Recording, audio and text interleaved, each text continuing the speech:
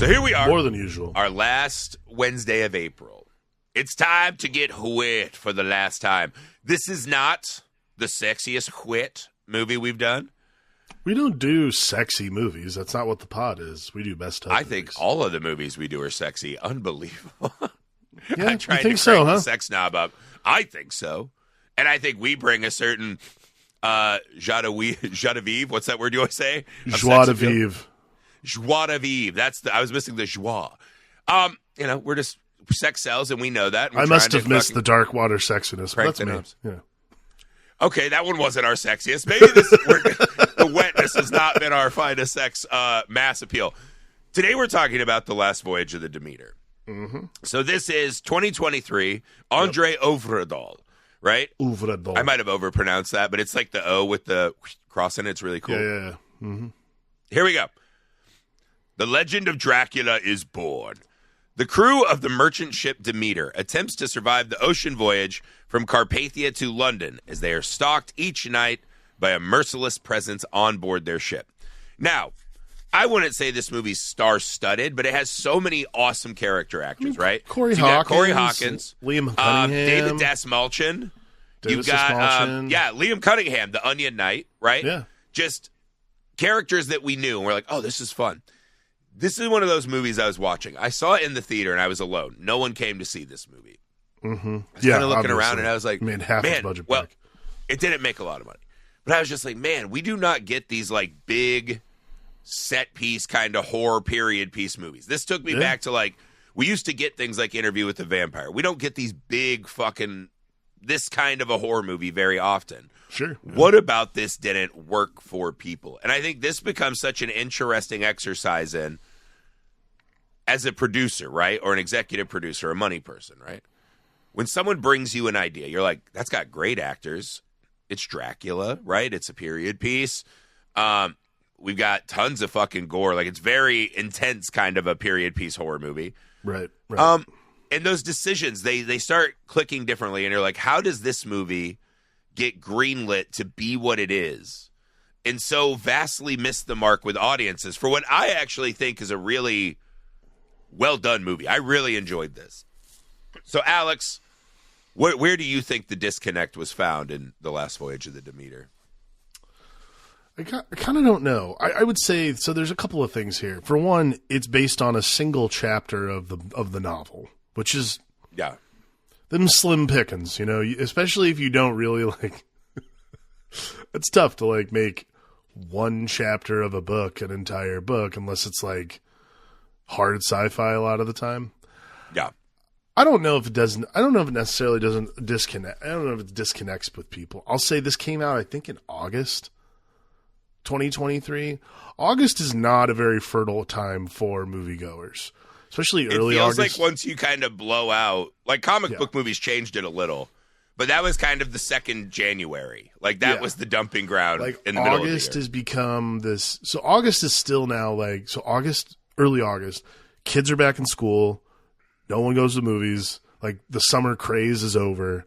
And yeah, like, to a certain degree, superhero movies have changed that, but they still follow basic tenets of, like, release in the summer or November, December. I think I read a March. thing that, or maybe I saw this in Search of Darkness. They were talking about how The Mummy was, like, one of the big movies that came out. Brendan Fraser's The Mummy. Yeah. And it, like, revivified this, like, August could be a thing. And I was like, that's also an exceptional fucking movie that became an exceptional franchise. I mean, that's that's like an act. I mean, that is an action movie through and through. And again, it's great. I mean, again, I think early August is a really tough place to put something like this, particularly.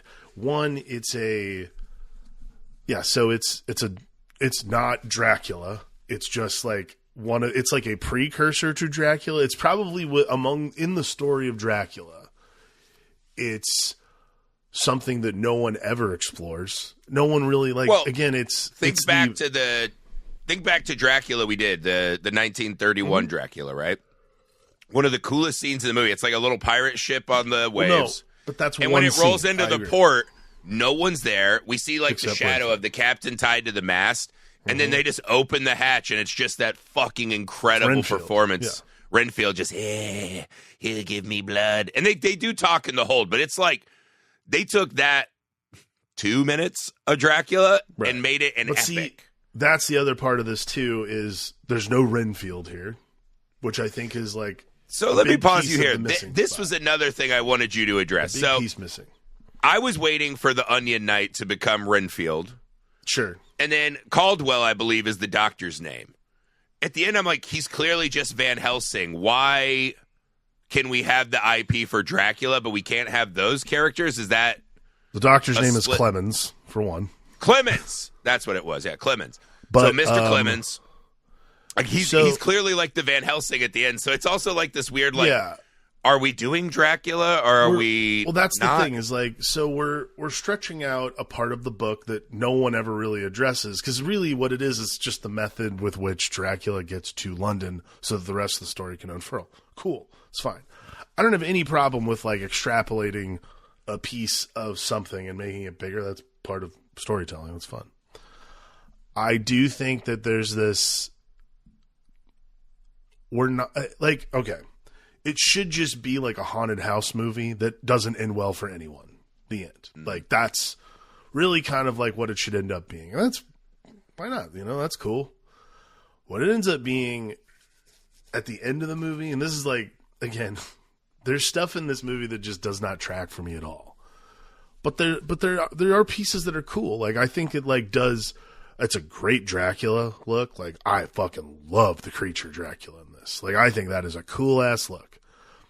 But I think it's putting a little too much weight on the voyage of the Demeter. I think that's what I'd say is like there's too much effort being put into something that doesn't really need a lot of effort within the story of Dracula. Because if you think about it, the stuff that we're really interested in when it comes to Dracula is like the Renfield, Jonathan Harker stuff. Like that stuff, that's really important. That's something you have to know. You have to know about the oceans of time. Yeah, that you have to know about those things to get to the London stuff, which is him recognizing Mina, realizing that like this whole thing, what we're talking about now. We're talking about the scene in between these two huge parts of a movie. And if you like pull that out, I think the problem is it's not that it's bad. It's that it works like 60%. And we're not quite, and like, really? It's cool. Like, it's not that it's not that it's bad. It's just like overall, like for an overall audience, like you, me, the people we know, we would walk out of that movie going, that fucking was cool. I dug that. That's great.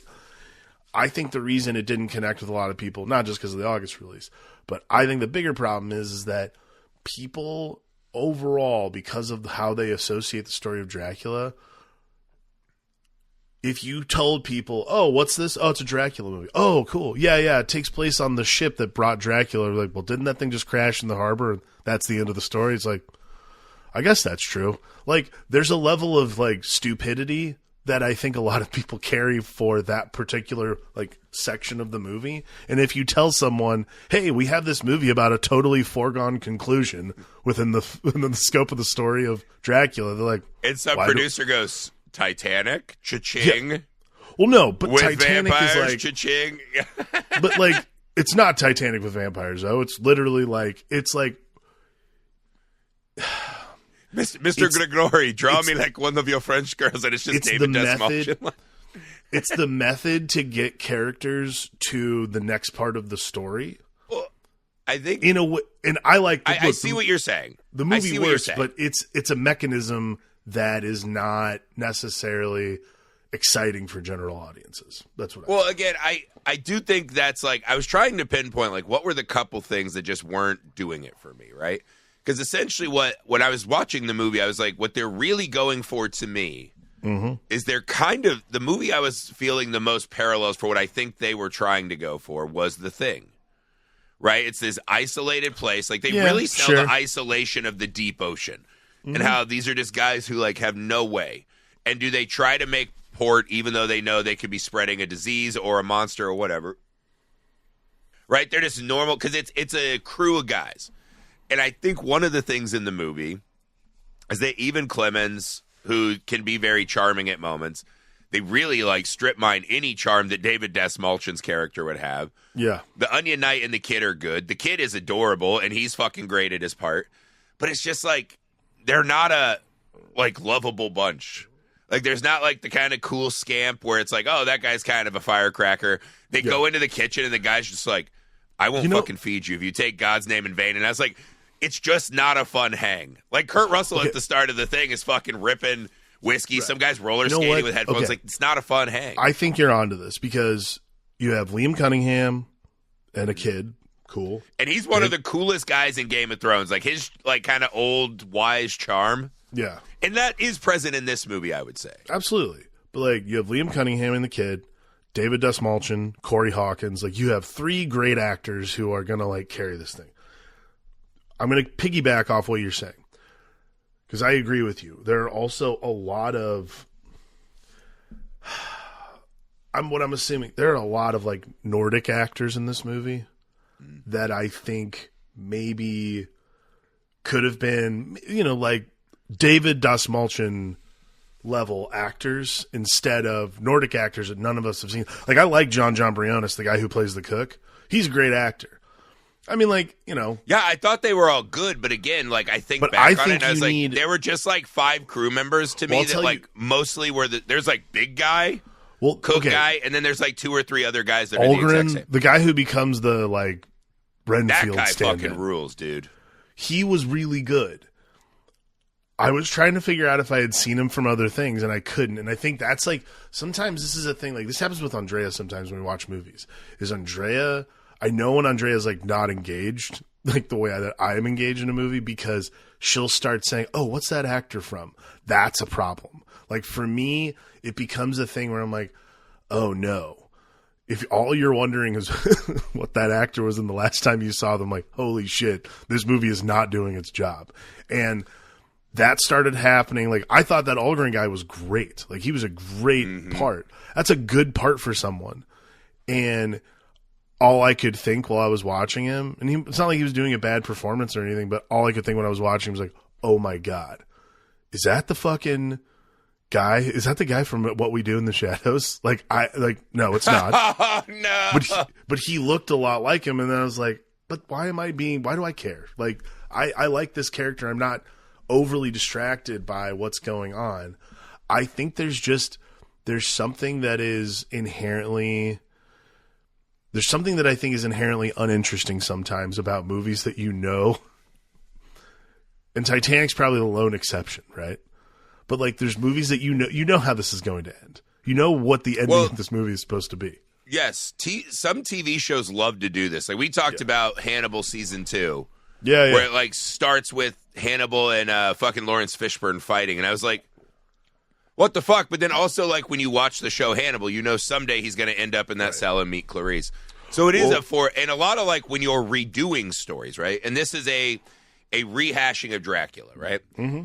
I think it was a crucial mistake to start in that harbor. Like, one, that's just not like a cool I'm glad you said image. That, because I thought the same thing. I thought the exact same thing. Yeah, because, like, it doesn't serve the purpose of, like, a horror movie cold open where it's like, give us some fucking flavor. It's like, you know, the ship's wrecked and all these guys like, I can't go back in there. I'm haunted. And he's like, here's a journal. And the guy reads it, and, like, the first thing you see is, like, close that shit in the rain, dude. That's going to be evaporated in, like, fucking 1 minute. Close that shit in the rain. And it just starts this. And, again, most people who went to this probably knew exactly what the Demeter was and knew they weren't going to make it, right? Sure. So we know. Don't fucking rub our noses in it at the start of the journey. Mm-hmm. Because immediately as you meet these guys who are inherently not a super fun hang, they're just like salty dogs that got jobs and shit. Now I have 2 layers of separation. Because one, it's like, don't attach too much. They're going to die anyways. Yeah. Oh, and they're just not that fun to, like, win me over and leap that hurdle. So I think starting in the port was a pretty bad idea to me. Like, that was one of those where I was like, you're already setting me up to be less engaged in what the rest of the story is going to be. I agree. I think, like, the device of the captain's log, it's interesting because that's what the chapter of the book is like the captain's log of the Demeter. It's like someone saw that and they were like, oh, this is a great reference point and frame that we can just use for an entire movie. Like, just pluck it in and then we'll like add scenes in between that. And I'm like, no, that's not how that works. Cause like, I agree. I don't, we've talked about this so many times on the pod. I also do not like movies that start at the end. I know where this movie goes. Yeah. If you start at the end and then go back, that is one of my like cinema sins, for lack of a better word. Also like, your movie has to be so fucking good for me to get over that. It really bothers me for some reason. I think also for this one particularly, like this is such a famous story. You can't show us the I can hear someone yelling at the two of us. It's called The Last Voyage of the Demeter. I fucking know. I already knew that though. That still doesn't change how a roller coaster works, right? You got to build me up. I'm stepping onto the mind eraser. I understand what the roller coaster does. Like, right. Here's the trick, though, is that, again, if they start at the start and they make me fall in love with characters, and I know that those crates and the gypsies who bring them, who are like, we don't want your money, we can't be here after dark. Yeah. I know what that is. I know what's about to happen. I've seen the trailer, right? I get it. Fucking start me. And again, I think that's the double swing, is like, don't care about this because they lose. And two, there had to be a wild card character. Like, this is, if you go to the analogy of The Thing, right? Mm-hmm. You got Kurt Russell, you got roller skate headphones guy, you've got just awesome actors everywhere, Keith right? David. And they all kind of have their own little quirky. There's the doctor, there's the dog guy, there's, kind of the like head of the base with his little pistol. There's guys that right now in my brain, I can separate who those characters are. Sure. And again, Kurt Russell's like your badass. You've got some, funny moments. This movie so desperately like tonally, this felt like I had slipped back in time and I was a ship hand on one of these boats. And that sucks. Like, that does not seem like a good, fun life, right? Like, it's really lame. You're like, this looks awful from the start. I don't want to do this job. And again, no characters there to give me relief. No characters there to entertain me. So I'm watching these guys that are not very fun. Yeah. And I'm watching this kid who still has, like, some wonder in his life. And him and Clemens, I'm like, oh, that'll be the thing that carries me through the movie. Nope, that kid gets fucking murked. There's a really cute dog. That fucking dog gets murked. And it's just like, Jesus Christ, like, you're just taking any joy I have. Well, this is the other thing too, is they do this thing. So they do this thing early in the movie where basically the wind's at their back. So they think they're going to actually arrive in London much earlier. And they're like, oh, cool, we all get a bonus pay. Dude, they're fucking drinking and singing sailor songs, and I'm like, I dig this. I'm like, I'm in. That's like, fucking this is rad. a really cool thing. Like, oh yeah, we're gonna. Good point. What are you gonna do with your bonus pay? I'm like, okay. Instead of it being, oh, the wind's good, so we're gonna get there. Okay, go with me here. I actually think the reveal of the girl who's like the blood bag that falls out of the crate, that should have happened then. At that exact moment when they're all like, oh, things are...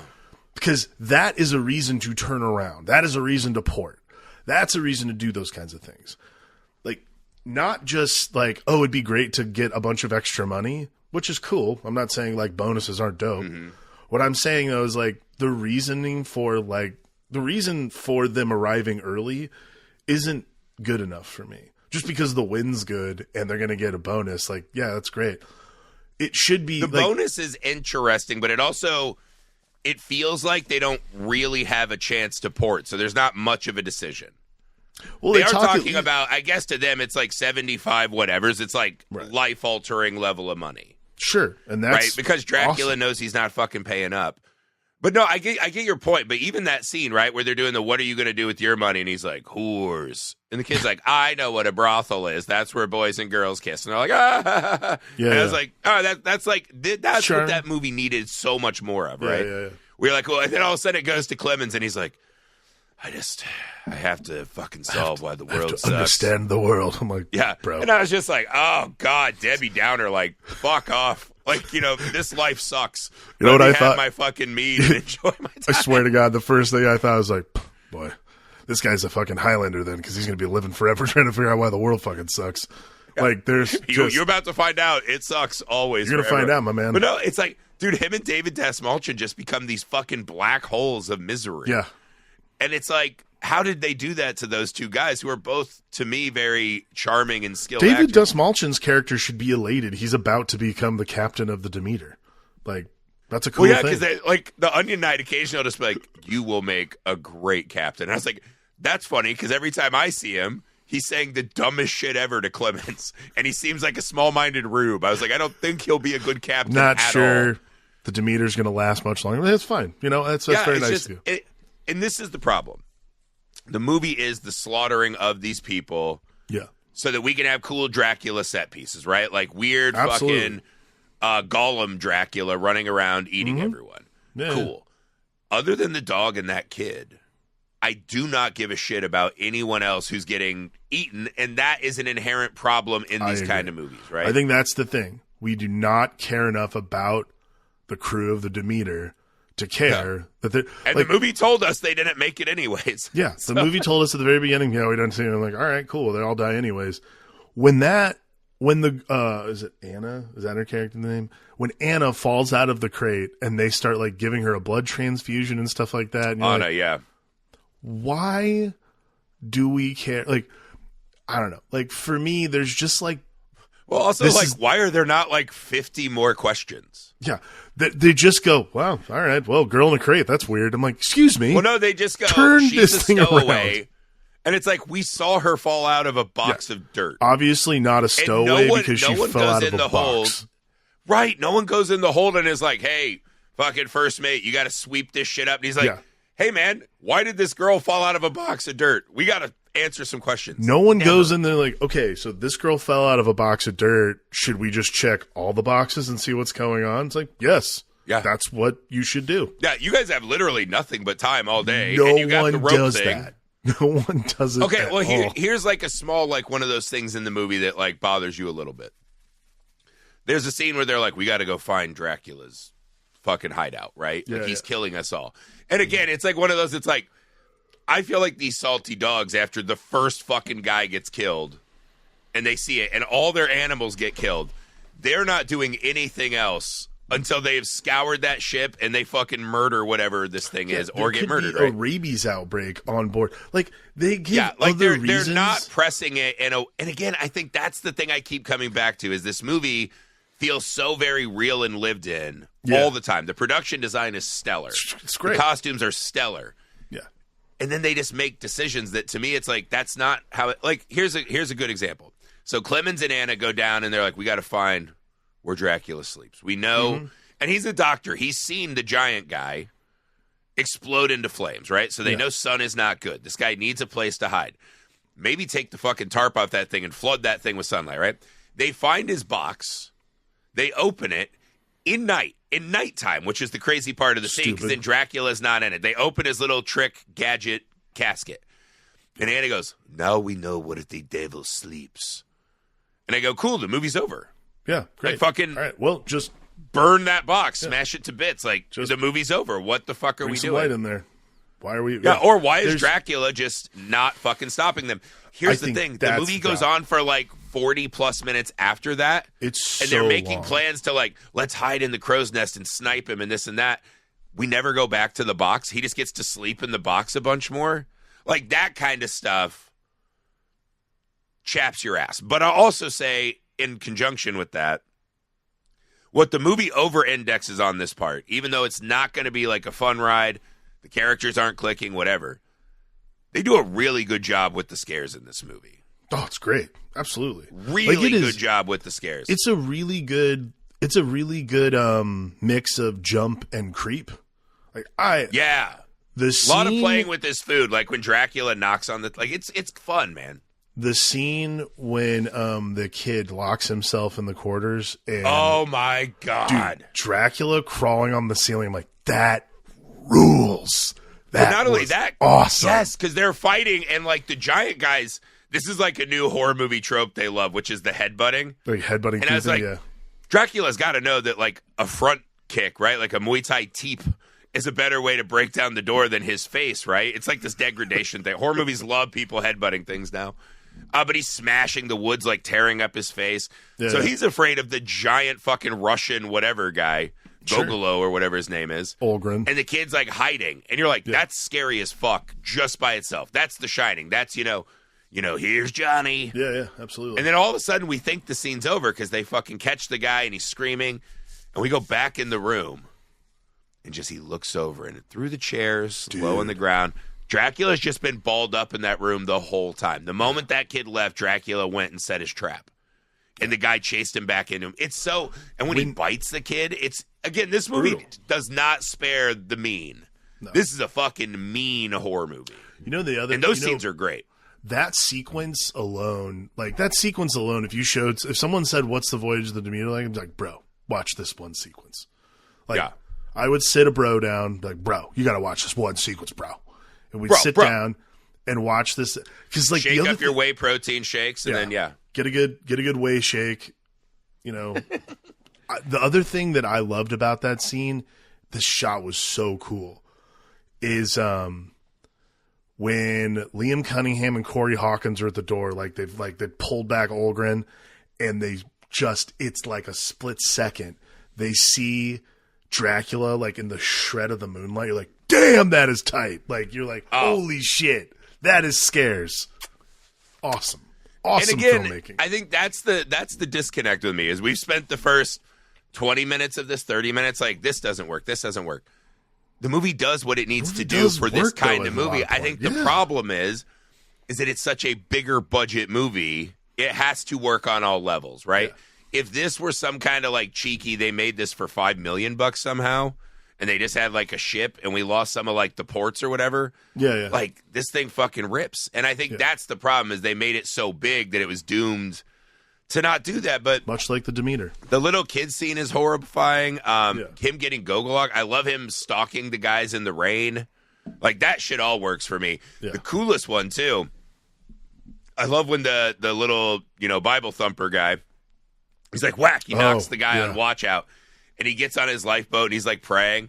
And all of a sudden there's a mist. And you just and we're like, oh, fuck, Dracula can fucking fly. He looks like Goliath in Gargoyles. Yeah.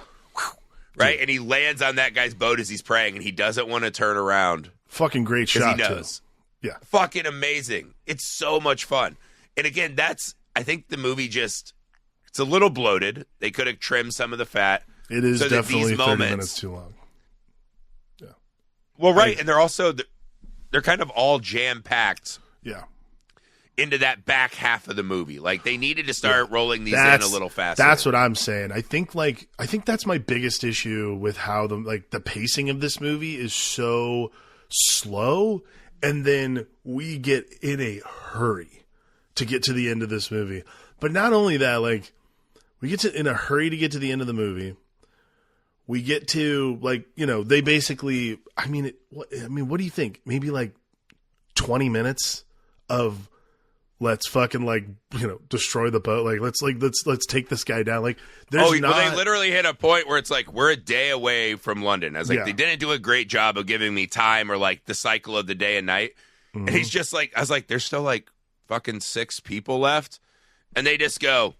He doesn't need us anymore, so he's going to be fucking slamming through us like it's Mountain Dew at a fucking 8-year-old's birthday party. We're in trouble now. And I was like, why not roll some of those out earlier? Yeah. Why, we got to start getting... And also the idea that Dracula's he brought a girl in a box so he could be sneakier. I think there's a thing... okay. There's a thing I had... Okay, tell me what you think about this. In the beginning of the movie, so...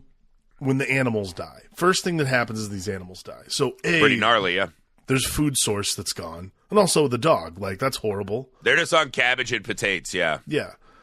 So I think this is the logic leap I had trouble with is, and something like that happens. That's a catastrophic. Oh yeah. Mean people don't make it to port. Yeah, that's people a huge don't issue. Survive. Everyone seems to be kind of okay with all the animals dying as long as they don't have rabies.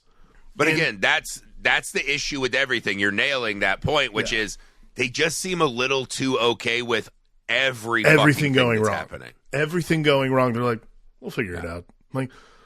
Is that? Or Dastmalchian's just go fucking tie off the ropes. We still got work to do. And I was I hear you. Right. But that's why the term mutiny was invented. People would fucking not just sit there and take this shit. Well, and that's my question, I guess, is, and this sometimes happens when I watch these kinds of movies, and I don't know if, tell me if I'm wrong.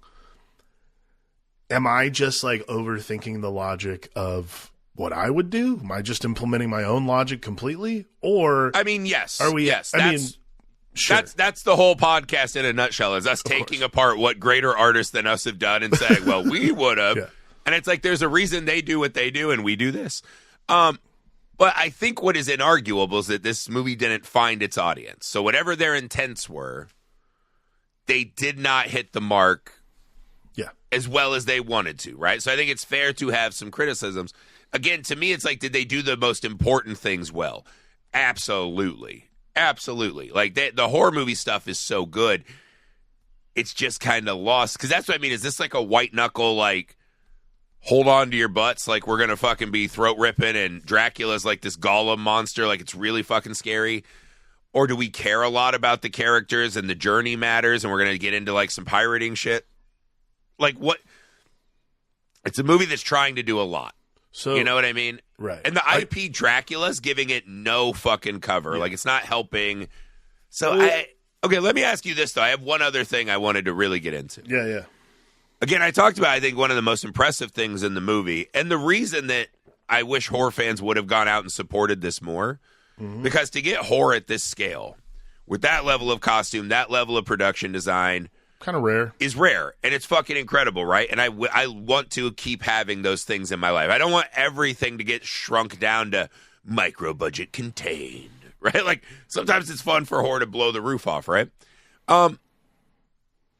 In a movie that did such a good job of trying to put us back in time on this fucking real ship, and it feels like a real ship, do you think it was a bad choice to have a 95% CG Dracula? Was it 95, really? I mean, to me, every time I saw that thing, I was like, that's animated. I'm sure there's moments where it's not, but to me, it reads as animated so much more. So there's it's an actor in prosthetics. I don't know what the percentage is, to be honest with you. I think anytime he's like moving and zipping around and crawling, that's the CG. But like when you see him through the door frame, that's an actor. I think maybe I would say like flying obviously is probably CG, 100%. Yeah, for sure. I would think maybe. Yeah, I could be wrong on 95, but he looks here's animated. The thing. If you way think more he than looks he ever animated, and if it's like affecting you in a negative way, then yeah, I would say probably it's not great. Yeah, because to me it's like this feels so real, and then all of a sudden there's just like a cartoon monster in there, and I was like, that's not. Like, was Doug Jones not available for a month? Like, what are we doing here? Not many people can be the Gill Man, so I would say like. I mean, he's the king. Just do that. Yeah, I don't know. Like, I didn't have as much of a problem with it. I guess I also liked the design enough where I was like, oh, this is really. I did enjoy the design. Yeah, it was giving me almost like Batman animated series Man. I also liked moments. that there's like emotion there's like emotion on that face too. Like the actor who did it, Javier Batet, I believe is his name. That guy, when he's chasing Ulgrin up the ropes. Oh man, yeah. And like that fucking freaky smile. I was like, damn, this is I was like, dude, this is going hard. Like, I'm feeling like this is... It did go hard. The Dracula shit went hard. It was just one of those other things I filed away where it's like... Yeah, I get it. Our hyper-realistic movie, all of a sudden, the monster doesn't feel like he's in the same set sometimes. I think that this is like... Okay, I know we've talked a lot about, like, things the movie did wrong, whatever, what have you. This, to me, like, all those things could have been forgiven if the movie had just ended when they were floating on debris. If the movie had ended there, that would have been like, I'm like, that's a solid ending to a movie like that. The problem is there's like, what do you think, like 15? I didn't even clock it. I think there's like 15 more minutes of movie. For one, we do this weird... No, I think it feels at that point. It feels again, it's like, we're already done with the journey we know was going to end. Anna and Clemens floating on debris, and she like, I'm like, I didn't spend enough time with this woman to think she's being noble. Yeah, so they I don't 30 give a days shit. to night her. Yeah, like, dude, as soon as she lit up, I was like, cool, man. Cool, great. And, again, like... Even Clemens was just like, you're right. You should die. And pushes her away from him. Peace, bitch. I'm going to go back to napping on this log. So he didn't even give a shit. You go on your ice floe. I'm going to go get drunk. Like, I didn't care about her journey again, I think that's the thing. I didn't connect to any of them. See, that's the problem. I will say one thing about the end, because it feels like it's like two scenes, right? Where he's sitting there with like the bad goatee now, and he's like, I've seen the darkness beneath this world. Like, this is my mission. I was like, again, just say that you're Van Helsing, not Clemens. Yeah. Like, they could have just called him Doc the whole time, and then at the end revealed it's Doc Van Helsing. I gotta say, and this is just poppycock of the highest order. So Dracula's banging his little staff, right? Like, he's there. Because at one point, Anna says, she's like, this thing has ruled over my village for centuries. Like, if we knew how to stop it, we would. And don't think it's a beast, because when it takes on the effect of a man, it can't.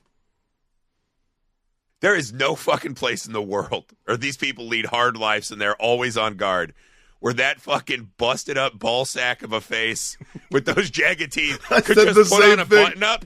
Yeah, he's got a hat and a button up, and everyone's just like, yeah, we'll serve that guy a fucking cup. Everyone in the bar would be like, what the fuck is that guy's deal? And then he just walks by and he does he brushes Clemens like nape, and he runs out and he's like, I'll find this monster. It's like, you found him. He's here. You can't do He's shit. Literally in the bar. What no one will mistake about this guy for being literally no one else. Yeah, that felt like one of those where it was like, we're probably going to get a sequel, boys. Set it up. And it seems sad now. I could not stop laughing because I swear, dude, I thought the exact same thing. I was sitting there watching and I was like, no one in the bar is just turning around and be like, yo, that guy looks fucked up. Get him out of here. Yeah. What the actual fuck? Like, that guy is not a good, like, that guy is not good for business. Whatever he is, he needs to go somewhere else. Like, sorry. Like, that's. Yeah, I saw him in his little suit, and I was like, I thought he was going to have, like, a man's face. No, he's just like, I was like, dude, that's not a thing that is real. I know. That's not a thing that is real. I was reading the Wikipedia just now, and it says,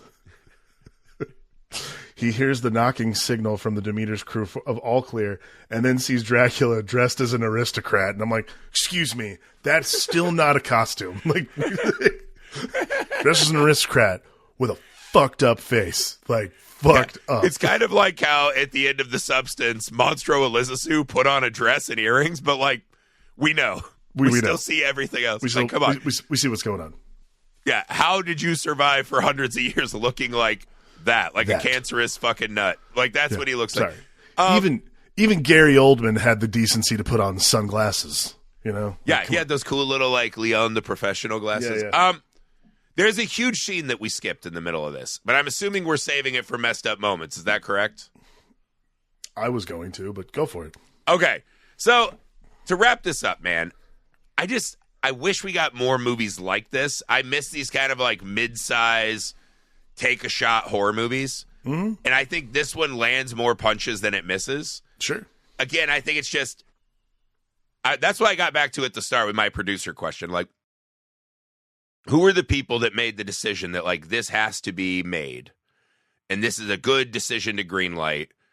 And then it's like with that cast, with that Dracula, like, there's just things that, like, seem off, right? Like, this seemed like a voyage that was destined to fail. Sadly, but I do think it achieves more than it doesn't, right? All right, Alex, what was the most messed up moment in the last voyage of the Demeter? Well, I'm going to let you take the one that I know you're talking about. The big one? The big one. I'll say the one that I'm just like, it's a 1-2 punch. Murdering dogs and kids is just like a kid, but then like Toby like lighting on fire is, that whole sequence is just, ugh. When they cast him to sea. That's the one I wanted. That's the one you were going with? Okay, cool. I think it's by far the most fucked up moment. I figured it's either going to be that or when he kills the little fiddle player guy. But no. Toby. Oh God, yeah, I don't even remember. The fiddle player meant nothing to me. Well, so when he explodes his face. They're going to cast him to sea. Yeah. He just explodes, and I was just like, this is fucked up. That is actually so here, fucked up shit. Essentially, this kid gets got, right? And the transfusions aren't going to be enough because his little body, whatever. Yeah. And the doctor's like, we got to start thinking about it. And Dastmalchian hands him the rifle, and he's like, go do it. Make sure you look him in the eyes when you do it. And you're just like, Jesus Christ, they're not going to do that. Mercifully, they don't. We come back up aboard, and the Onion Knight is fucking devastated, right? And the kid's all wrapped up in cloth. Yeah. And it's this kind of like sad little thing, like this beautiful, perfect boy is going to get fucking cast to sea like he didn't matter. Like he was literally just food for this thing. And you see it, and it's so devastating, and they're trying to like figure out what to do. Like, how do you put the kind of power of this moment, the fucking hugeness of this moment into context? And this was, to me, like, again, another one of those moments I was like, the movie needed like 20 more of those, is where Anna steps up. And he goes, may his next life, this world is cruel. May his next life be better. May he never be scared. May he never be hungry. May he never, be sad. Whatever, all those things. And it's fucking beautiful, and it's quick. And again, a prayer in movies sometimes really drives me nuts because everyone turns into Shakespeare. This felt like a real prayer, right? Yeah. Like a real, like, hey, man, just give this kid. It's a prayer. It felt so real and powerful, and you could see all the people were just like, thank God someone found a way to say it succinctly. And the Onion Knight goes, oh my God, he moved under there. Don't throw him over. And they're like, dude, he's dead. He has no heartbeat. And he's like, don't fucking throw him. And he runs up, and of course he opens the thing in his little porcelain doll face. He sits up, ignites on fire. The fucking captain's hands and face are all burnt off. Oh, and they just go, fuck, and flip him overboard. And not only is it not great to kill kids in movies, the camera fucking watches him Oh, my float. God. Like, we just the watch him camera float watching into him nothing. float down in his charred little face. You're like, what the fuck, dude? What did I do to you? That's like really like a rubbing our nose in it. Yeah. Like, we understand that you killed the kid, and we saw him get bitten. We don't need to fucking degrade his corpse 2 more times in the movie. And that was one of those where I was just like, again, that's like, how do you make this like big budget thing? And you're like, you know what people will be stoked about? Degradation of a child's body. Like, it's crazy. The decisions that led to this movie are insane. It's fucked up. It is. It's great. Dude, that scene is so fucking awesome. And in the scene, it's fucking scary. It's actually like got like real fucking scary horror movie scenes. It's just there's parts that like had they adjust. Like, imagine if we had liked any of the characters that gotten eaten. Because for how good and scary those scenes were with characters I don't even know the names of the whole movie.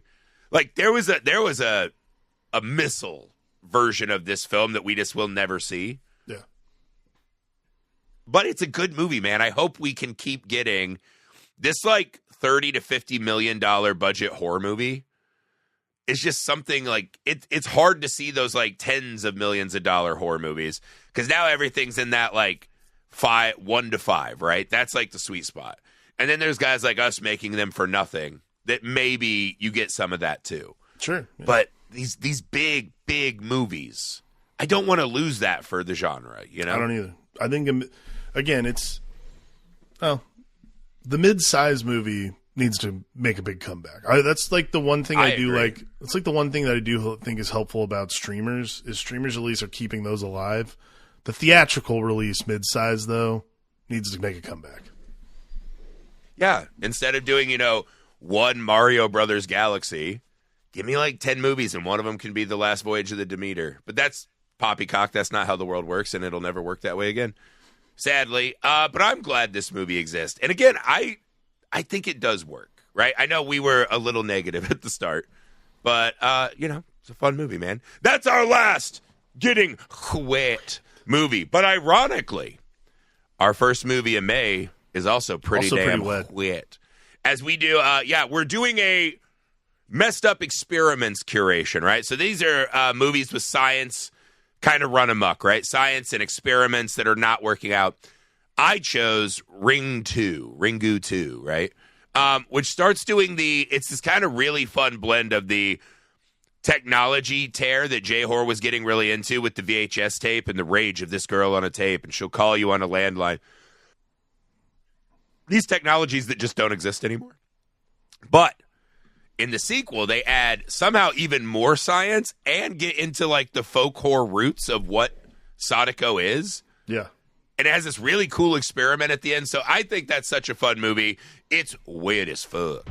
Wet, dude. So excited to talk about that. May Naughty Experiments. Please go to Indiegogo, type in Mr. Cream Jeans. Get the perk where you can join this pod and do a messed up movie draft with us. Help us make our first movie. Or finish. It's made. Help us finish our first movie and get it out into the world. Make sure you go to the Messed Up Movies Podcast Patreon page to support the show there. That would mean the world to us. Make sure you're subscribed to Misfit Parade on YouTube. Specifically, we're also on Instagram, TikTok, Facebook, all the places. We'll see you next time.